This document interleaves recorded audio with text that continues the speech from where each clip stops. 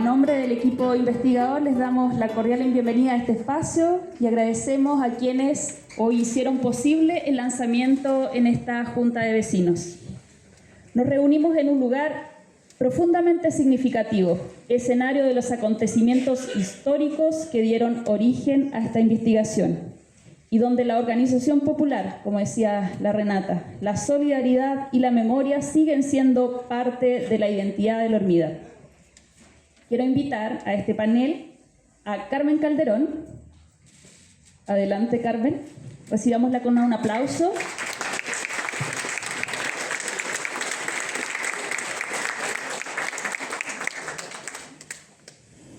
Carmen es la hija menor del compañero José Calderón, quien es retratado en estas 3 historias de la Hermida y actualmente viene desde la 5ª región a sentarse aquí con nosotros. También saludamos a Patricia y a su madre Margarita, quien también están presentes hoy día, así que un gran abrazo también a las compañeras que hoy día están con nosotros aquí.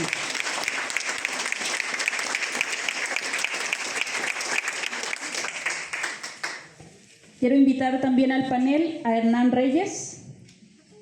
Hernán, muchas gracias por estar aquí.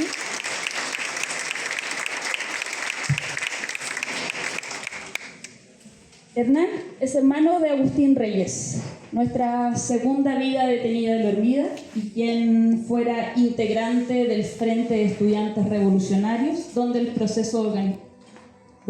el proceso de organización acá en la Hermida. Y por último, quiero invitar a Diego Ayapán Callejas al panel.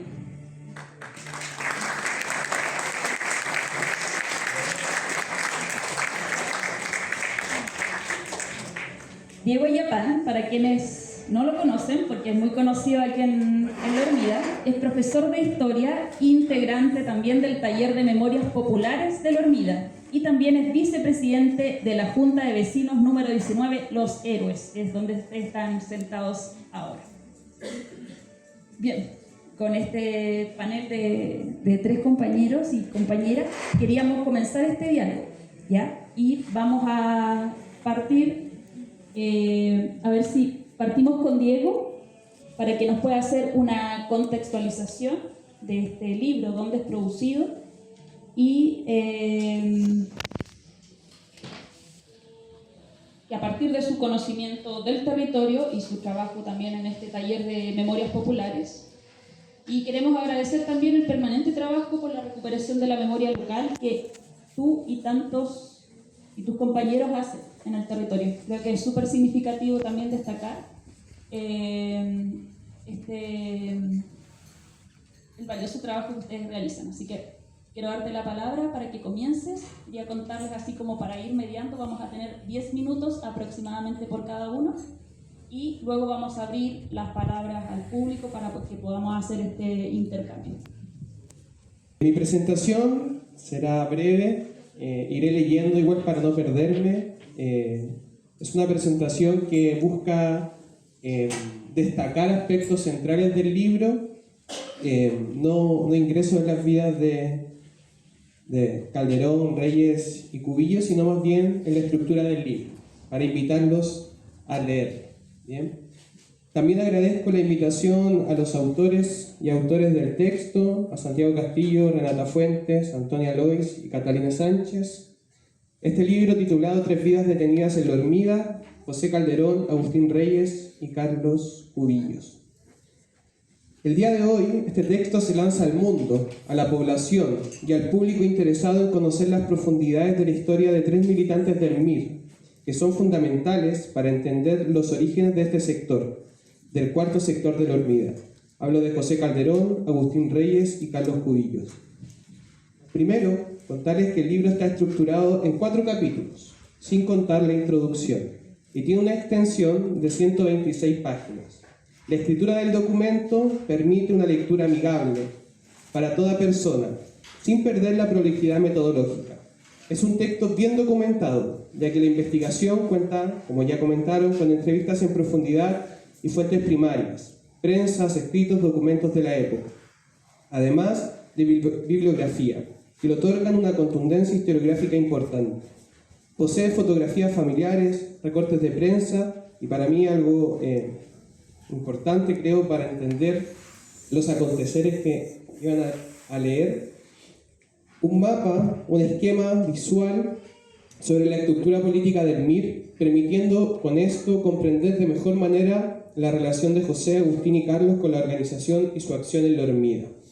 Además, el libro nos cuenta sobre la historia particular de un sector y un momento de la historia de la población que no ha sido historizada de manera sistemática. En segundo lugar, esta investigación se convierte en un insumo imprescindible para estudiar la historia de nuestra población hormida. Si bien existen decenas de textos, ya sea en formato tesis universitarias o investigaciones académicas, pocas se adentran en los orígenes de la población, ya que, como sabrán o no, su poblamiento, ya sea por operación sitio o por tomas organizadas de terreno, se dan de manera escalonada entre 1970 y 1972. Y si bien, tal como comentaba, este libro profundiza en las vidas de Calderón, Reyes y Cubillos, en cada momento aparece la Hormida. De hecho, las primeras páginas son sobre la Hormida. Comprender la historia de la población es entender también la vida de sus pobladores. Las historias de vida, sus militancias y sus labores cotidianas nos acercan en cada momento al campamento Vietnam heroico. También a Trabajadores del Poder, luego llamado René Sarabia, campamento Lulo Pinochet, etc. Una decena de campamentos que existieron en el territorio, particularmente el Vietnam heroico. De hecho, diría que en muchos aspectos este texto se convierte en un documento historiográfico único, y es que pudiese parecer que al ser una población emblemática y con constante presencia en la política local y nacional, ya debiese existir incluso las historias de la población dormida, pero no es así. Ahora sí. Este lanzamiento debiese ser también un llamado necesario para nuestros tiempos de negacionismo y sin sentido de la historia, ser un llamado a ir al pasado y fortalecer aquella memoria colectiva y aquella memoria histórica que nos pertenece. En tercer lugar, este libro, tal como lo dicen sus autores, sirve como una reparación histórica a las vidas de José Calderón, Agustín Reyes y Carlos Cubillos, quienes junto con haber sido destacados militantes del MIR, fueron padres de familias, esposos, amigos y trabajadores, que al día de hoy se encuentran detenidos desaparecidos. Por eso, este documento se convierte en un acto de reparación a sus historias de vida, a sus acciones, que de manera colectiva y organizada buscaban el bien común de miles de familias, en el marco de un proyecto revolucionario que pusiese fin a la explotación y a la humillación histórica de los pobres del campo y la ciudad. En ese sentido, no solo fueron extraordinarios militantes de cada una de sus estructuras, sino que también fueron extraordinarios vecinos en su día a día. Ocuparon cargos importantes en la organización de las tomas de terrenos, pero también ocuparon labores cotidianas que buscaban el bienestar diario de las familias de los campamentos que se comenzaron a poblar. La vida de cada uno de ellos está cruzada por el compromiso ético y político de un futuro revolucionario, un futuro digno para todos quienes habitaban este país en esos años. Pero que no cabe duda, con las historias que en el libro se cuentan, hoy también estarían luchando por un mundo mejor, sin clases sociales y por un gobierno de los trabajadores y el pueblo.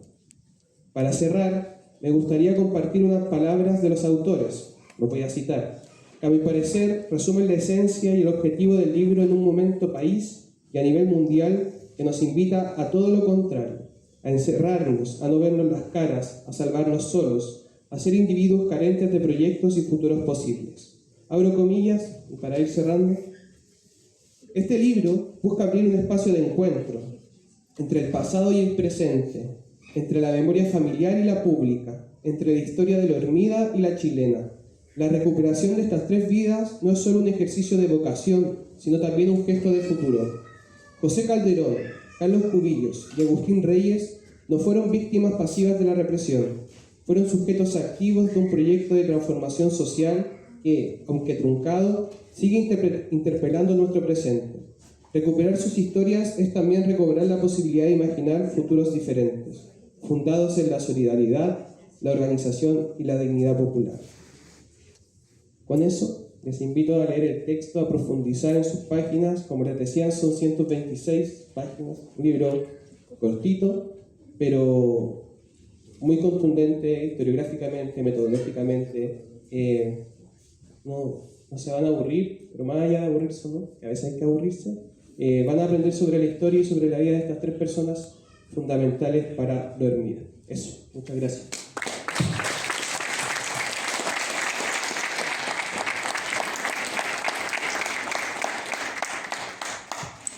Agradecemos a Diego Illapán por sus palabras, que nos han permitido situar esta publicación en el contexto histórico y comunitario de Lo Hermida, a partir de su conocimiento del territorio y de su permanente trabajo por la recuperación de la memoria local. A continuación, quiero dar el pase a Carmen Calderón, a que pueda compartir algunas reflexiones sobre esta publicación. Quería contarles además que, bueno, mi cercanía con Carmen Calderón se dio de una manera, quizás, yo primero conocí al Beto, un compañero también que quizás abre de alguna manera, es la hebra de esta historia, quien nos permite conocernos, conocer las historias de José Calderón, de Agustín, de Carlos Cubillos, y quería contarles también que el texto también ha sido publicado por Editorial Anagénesis, donde también pueden contar la historia de este importante poblador, quien hoy día no pudo estar presente, pero nos manda a cada uno de nosotras, a quien hoy día nos encontramos en este lugar, mucha fuerza para seguir resistiendo los embates quizás que estamos viviendo como país.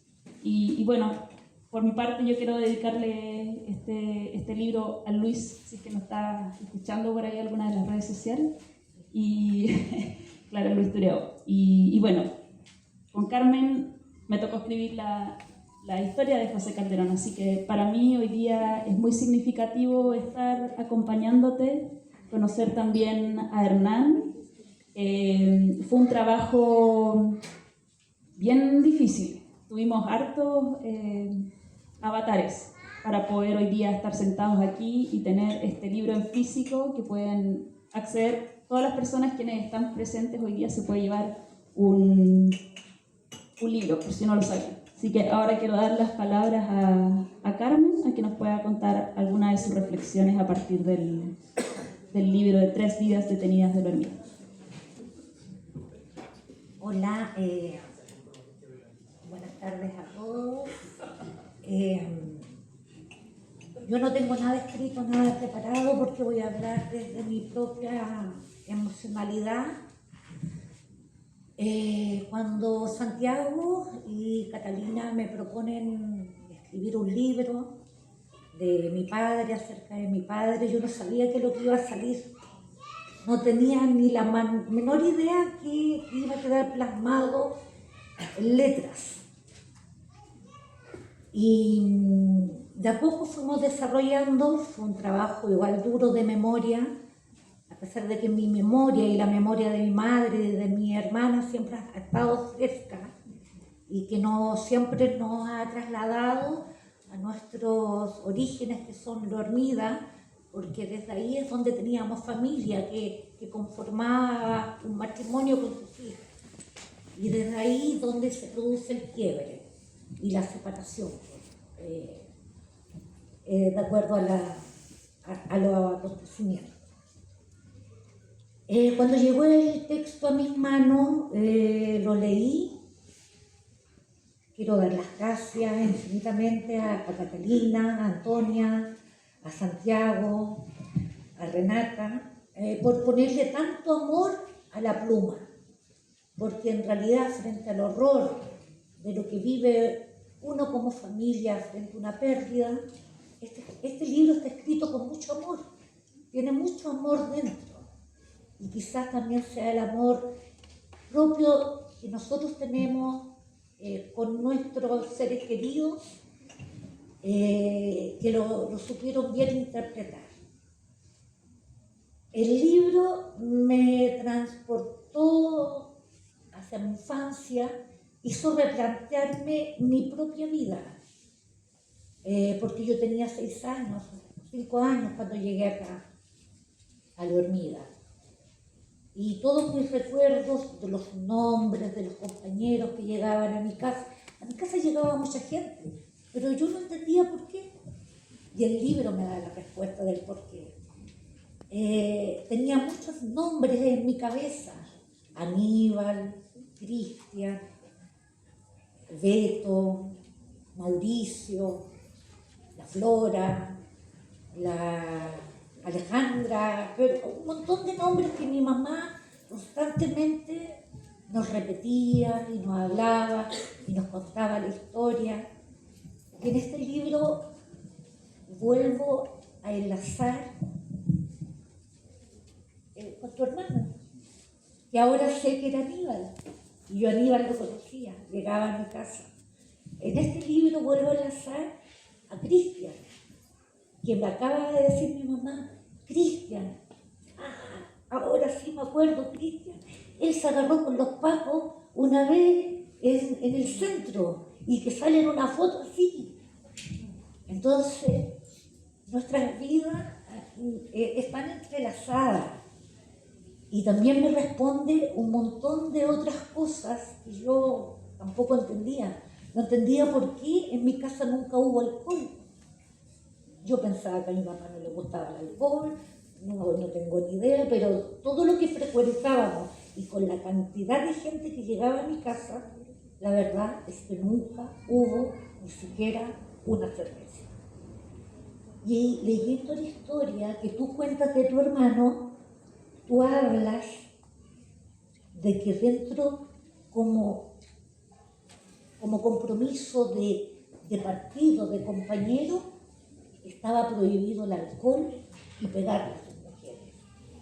Y ese es el recuerdo que yo tengo de mí. Nunca ver alcohol en las casas, siempre ver como familias muy constituidas, muy amorosas. Estoy hablando desde la infancia. Y me removió todo mi interior, lo más profundo. Pero también cuesta salir de eso y volver al presente, porque uno no puede quedarse solamente con los bonitos recuerdos, con todo eso. Y también me deja una enseñanza súper grande este libro, que es el compromiso que tuvo mi padre, como el compromiso que tuvo tu hermano, por llevar a cabo el proyecto socialista que había en ese entonces. Entonces, cuando leí el libro, que tiene mucha historia y muy amigable, muy amigable, van a disfrutarlo, realmente lo van a disfrutar, porque está escrito de una forma que cualquier lector le va a gustar, porque es como historia bonita. Sí. Y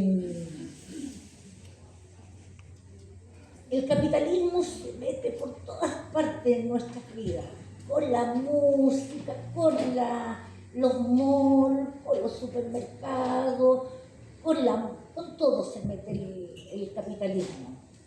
Entonces uno puede que tenga atisbo de perderse en la vida. Este libro te aterriza, porque te habla de la lucha de clase. Entonces, teniendo la lucha de clase clara en nuestra parte intrínseca, todo lo demás queda resuelto. Y eso es lo que más me fortificó. Y bueno, mi último, no sé si tengo tiempo, el agradecimiento por haber escrito de esta forma tan amigable y de poder haber llegado a nuestras vidas, poder ver esto plasmado, que va a ser como mi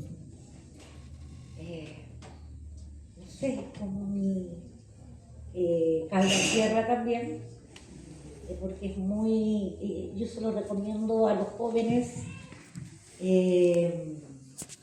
agradecer a todos los adultos que están hoy día, que pertenecen a esta población, por hacer de tan bonita historia de vida que tuve acá, porque tengo muy bonitos recuerdos, muy lindos.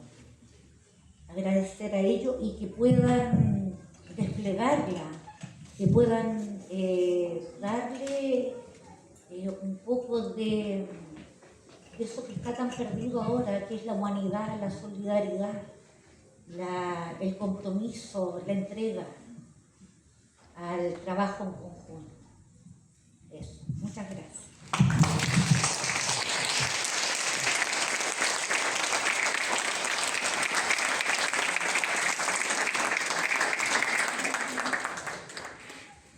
Muchas gracias, Carmen, por tus sentidas palabras.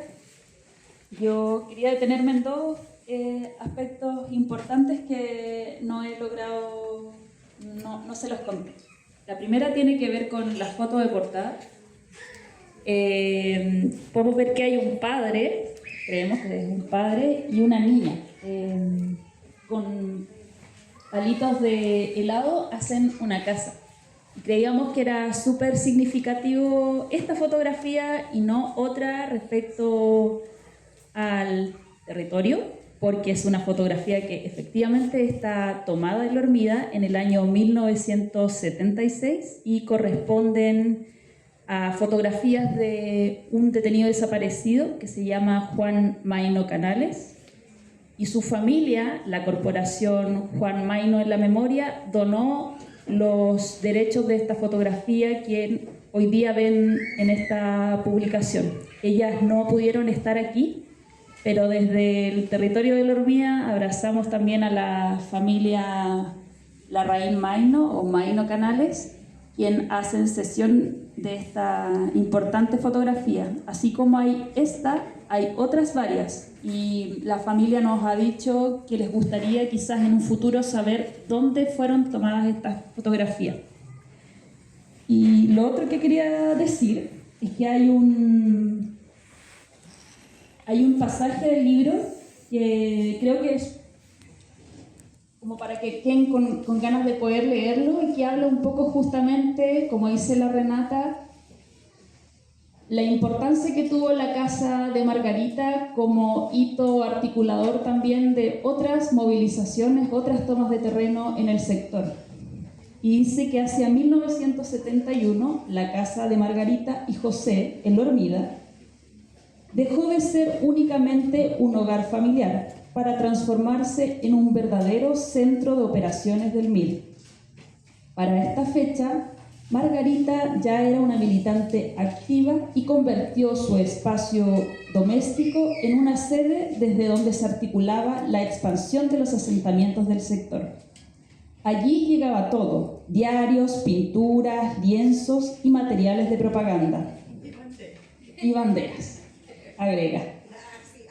Desde sus patios se distribuían insumos hacia otros campamentos y se organizaban tomas de terreno emblemáticas, como Vietnam Heroico y Trabajadores al Poder. Las reuniones se realizaban en el patio de la casa.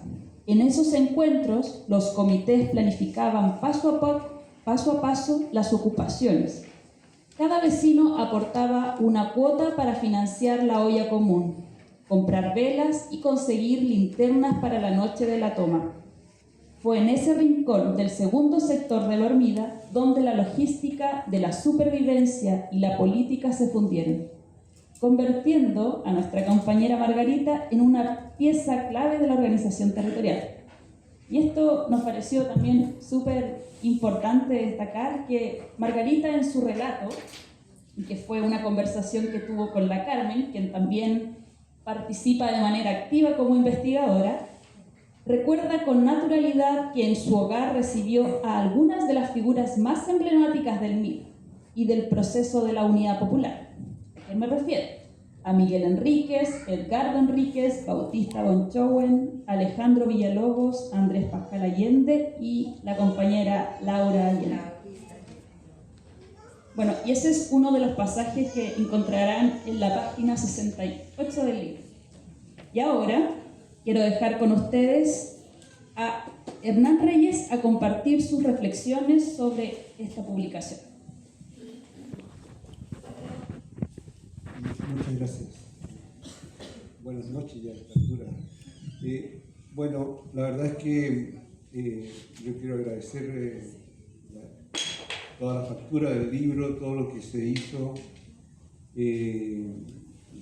personalmente y también en nombre de la familia,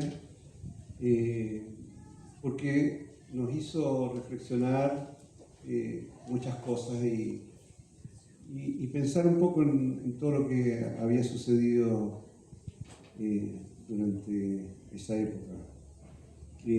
Para mí en particular tengo muchas formas muchas entradas a lo que es no solo el tema de mi hermano, sino que también yo el año 70 tenía 14 años y ya había empezado a militar en el FER, en el Frente de Estudiantes Revolucionarios, y como hay varios de los que veo por acá que también pertenecíamos a lo que era el grupo de estudiantes del G3, nosotros éramos chicos, jugábamos a todo esto de lo que es la revolución.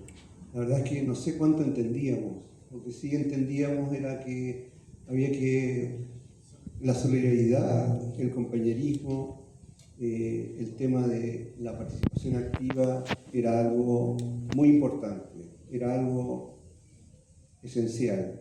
Bueno, y nos mandaban no solo el trabajo que hacíamos en el ámbito estudiantil, sino que también veníamos para acá. Entonces ahí hay otra aproximación, porque vinimos muchas veces acá a la Olmida a hacer labores menores, digamos, porque éramos chicos, ¿ya?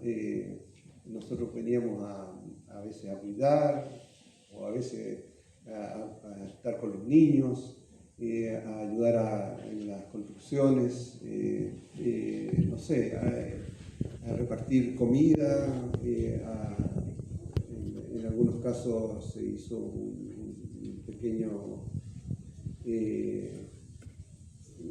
curso, digamos, de alfabetismo, ya, en el cual nosotros también participamos y lo montamos a partir de una serie de guías que nos entregaron, digamos.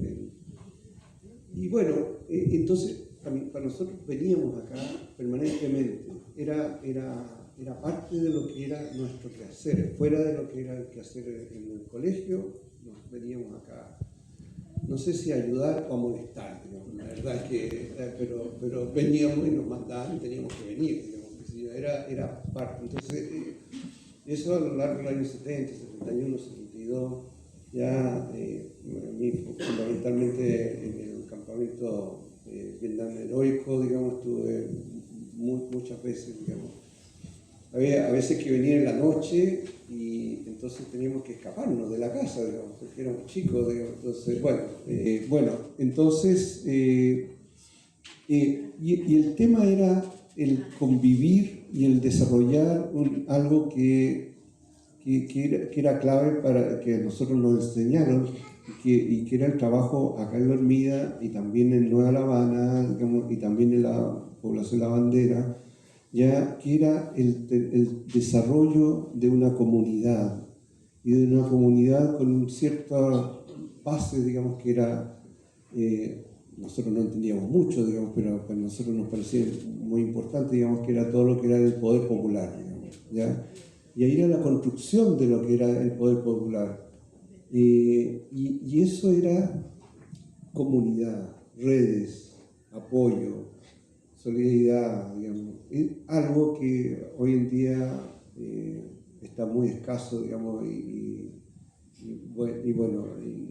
en lo cual todo lo que es este sistema, digamos, está actuando precisamente desde el golpe, digamos, y ahora también con mucha mayor fuerza en contra, digamos, de esos valores, digamos, de esos valores que nosotros fuimos aprendiéndolo haciendo. La verdad es que no entendíamos, insisto, no entendíamos mucho, porque nosotros jugábamos a eso, pero lo hacíamos, ¿no? Entonces, en eso, bueno, mi hermano, que era grande, ¿ya? Tenía 6 años más que yo, digamos, ¿ya? Él es detenido, digamos, a la edad de 23 años, digamos. Pero para nosotros era una distancia gigantesca, ¿ya? porque incluso un año más ya era algo, alguien que sabía muchísimo, digamos, entonces, no sé. Y mi hermano le correspondía también el trabajo el trabajo poblacional en todo lo que era la zona oriente, ¿no? Yo puedo hablar también, como les decía, desde la otra entrada, desde la entrada de lo que era yo como hermano de, y lo que pasó en la familia y todo eso. Nada, digamos, él era una persona que muy culta, que leía mucho, como decía yo por ahí, algo, yo aprendía a dormir con la luz prendida, digamos, porque él leía constantemente, digamos, entonces, y bueno, era muy dedicado, digamos, y muy responsable. Sucedió algo bien insólito dentro de lo que era el partido, porque el partido, el partido tenía sus características, digamos, en términos de un partido que tenía muchas cosas buenas, digamos, ya, y se planteaba en forma bastante avanzada para lo que era la época, digamos, pero también en su estructura no era muy democrático, digamos, y al interior sucedió de que finalmente mi hermano finalmente lo eligen, digamos, cosa que era insólito para dentro de lo que era un GPM, digamos, ya lo eligen como él estar a cargo de, digamos. También había mucho machismo en esa época, ¿ya? Y también había una serie de errores, digamos, o discriminaciones, digamos. No todo era bonito, digamos, qué sé yo, pero sí lejos, mejor de lo que uno podría imaginarse. Yo me siento muy orgulloso de haber podido aportar algunos gramos de arena, digamos, y de mi hermano, digamos, con todo lo que hizo, digamos, y que creo que generó una formación de una serie de generaciones, digamos, ahí siendo tan joven, siendo tan pequeño, que mal insisto, él tenía 23 años cuando fue detenido y desaparecido, ¿no? Bueno, los grandes dirigentes del partido escasamente superaban los 30 años, digamos, entonces era toda una fuerza joven impresionante, digamos, que estaba activamente marcando una presencia, digamos, y desarrollando una serie de principios, digamos, que hacen mucha falta hoy en día, digamos. No sé, pero hasta aquí. Muchas gracias.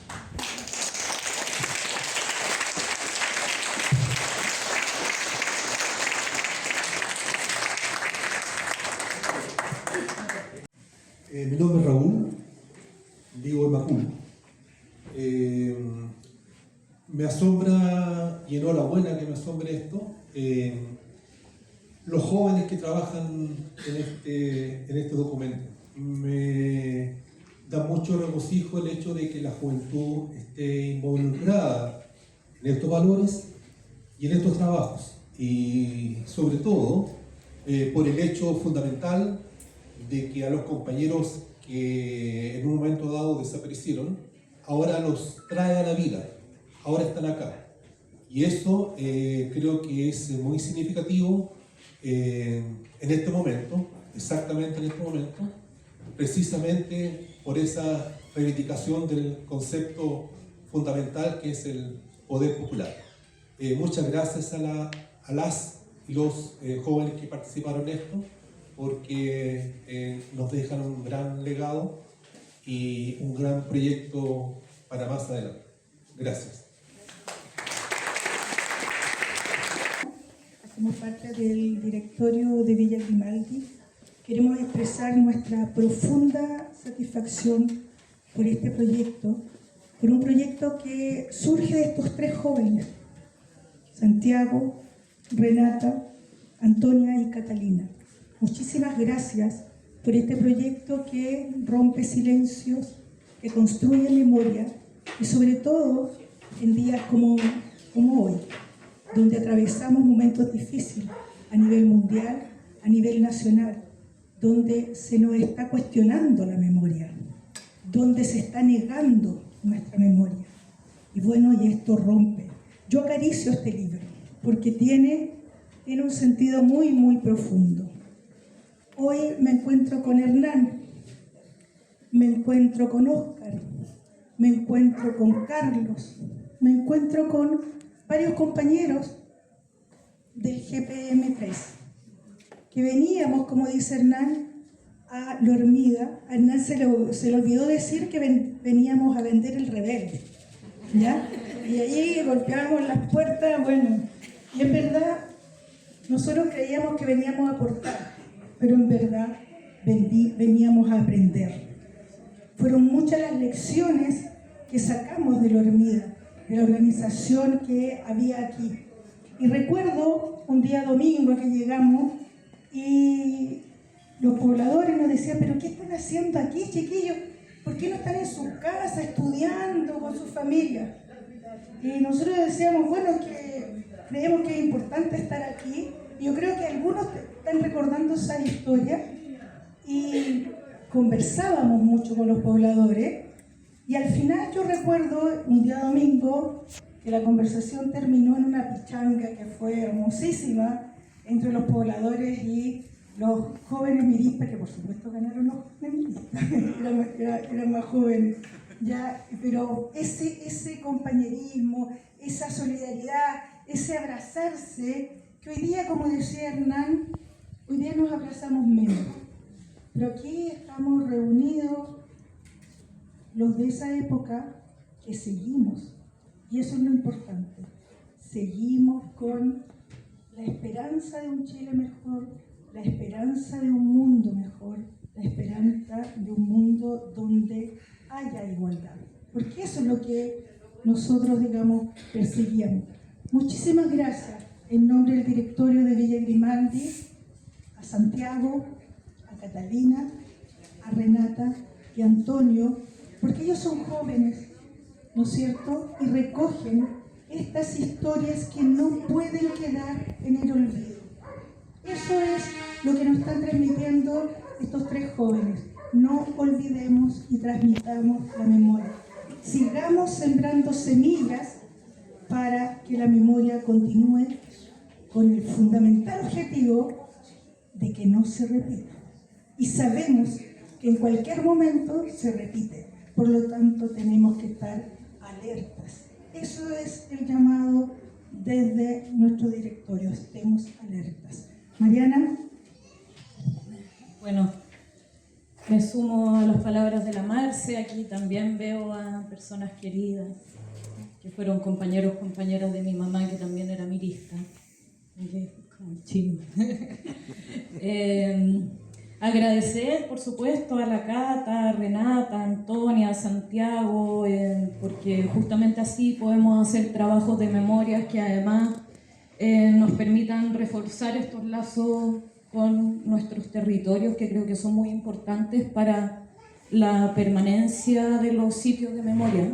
Creo que es súper importante que los sitios nos contactemos justamente con las realidades territoriales de las comunidades. También me parece muy significativo que estén las familias acá, que estén los familiares, los compañeros, también el compañero Diego, que hace un trabajo bien importante en el territorio. Y creo que hay un valor muy interesante de este libro, que es el trabajar con rigurosidad, pero desde diferentes fuentes. Entonces, no solamente atenerse a la verdad judicial, ¿cierto?, sino ser sobre todo muy cuidadosas y cuidadosos con los testimonios de la familia y de las amigas, de los amigos, de los compañeros. Entonces eso creo que es un trabajo muy lindo y que, bueno, y que, como decía, tiene que ver justamente con construir memoria, ¿ya?, con hacer un trabajo de memoria que sea profundo y que ojalá tenga continuidades, proyecciones, pensamientos, reflexiones. Nos falta tanto a veces darnos ese tiempo, ¿no?, de pensar, de imaginar, de reflexionar. Y como decía la Marcela, claro, estamos en circunstancias complejas, donde creo que es importante que estemos conectadas, conectados, que seamos empáticas, empáticos, y nos toca defender las cosas. Nos toca defender muchas cosas en este momento, así que lo mejor es luchar juntas y juntos. Muchas gracias.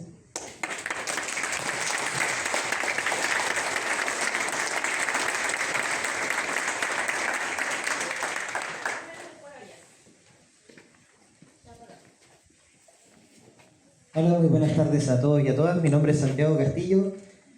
Junto con Renata, Antonia y Catalina escribimos este libro. Yo también soy presidente de la Junta de Vecinos número 18 de La Hormida y soy parte de la agrupación Luchadores de La Hormida. Hace más o menos 11 años, con el Diego que está ahí y con el Jonathan que está haciendo el sonido, participamos en la formación de la Biblioteca Popular de La Hormida. Hace como 10 años atrás más o menos intentamos republicar un libro que hizo el MIR que se llama La Hormida, la cara más fea del reformismo. En este libro básicamente trata de la historia que ocurrió aquí en agosto de 1972, que hubo un allanamiento de investigación en el que hubo 150 detenidos, pobladores detenidos y un muerto, René Sarabia.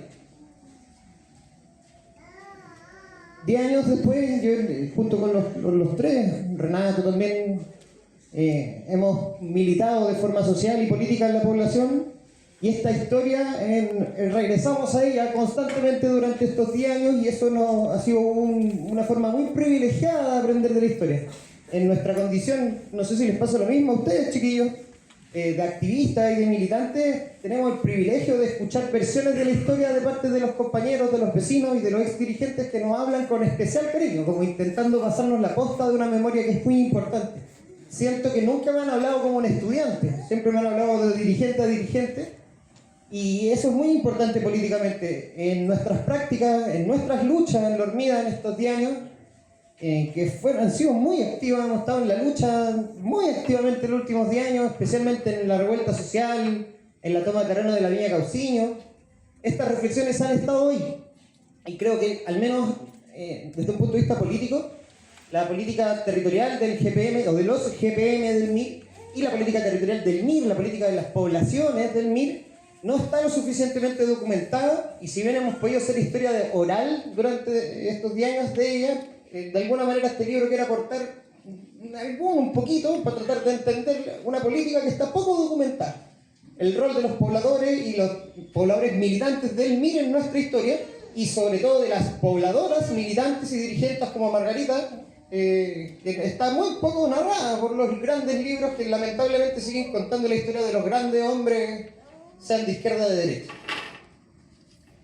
Entonces, para nosotros en estos 10 años, creo que ha sido la política territorial del MIR sigue siendo un ejemplo, así como la política de rebelión popular de masas del Frente. Y esas reflexiones tienen un carácter político y tienen un compromiso con el tiempo contemporáneo y con las luchas actuales, que me parece importante afirmar de la siguiente manera que lo dijo el Diego.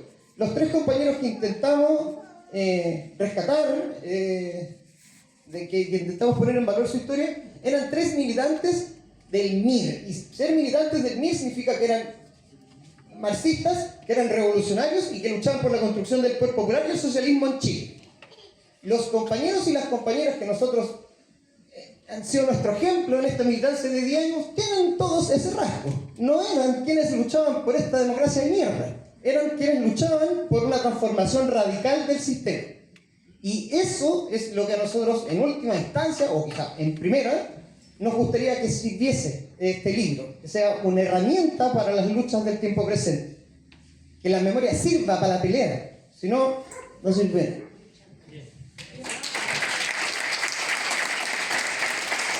Mi nombre es Reinaldo Troncoso, vivo actualmente en Puente Alto, pero estoy acá porque de una u otra forma también he pasado por la vida, por la faena en otros momentos, ¿ya?, de la lucha contra la dictadura.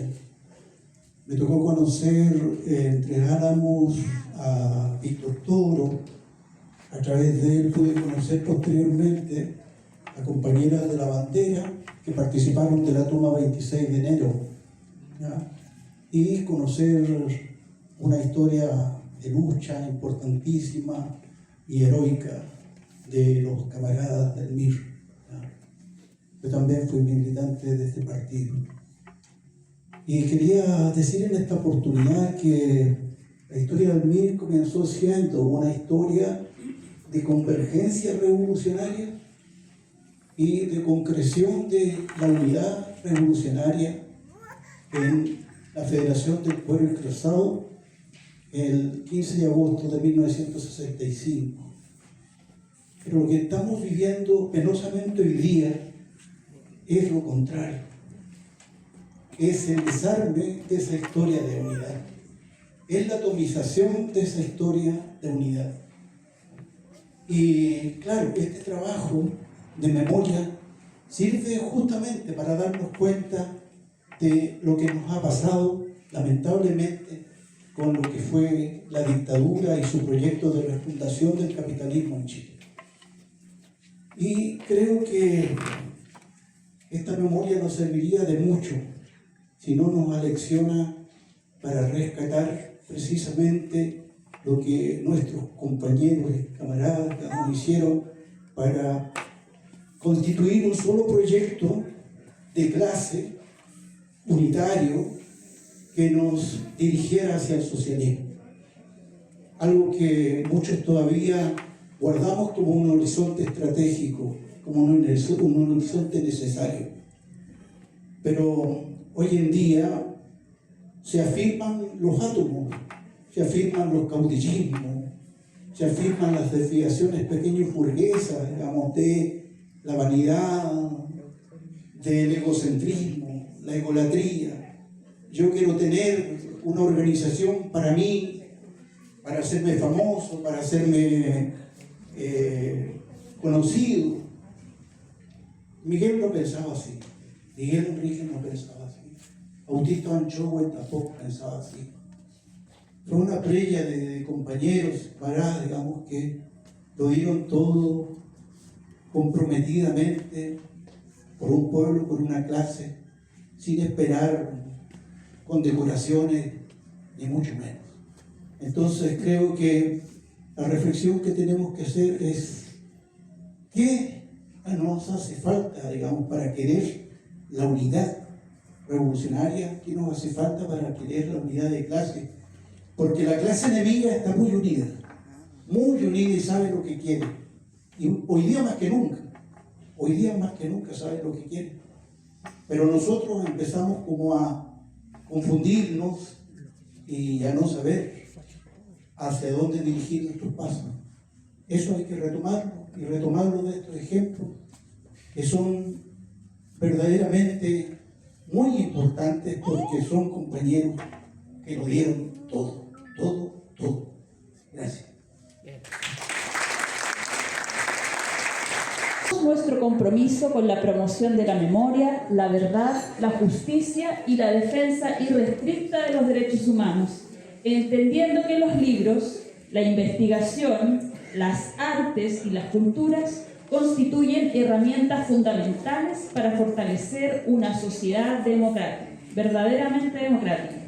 Les invitamos a continuar compartiendo en este espacio y a conversar con las y los investigadores. Muchas gracias por su presencia y buenas tardes. Gracias.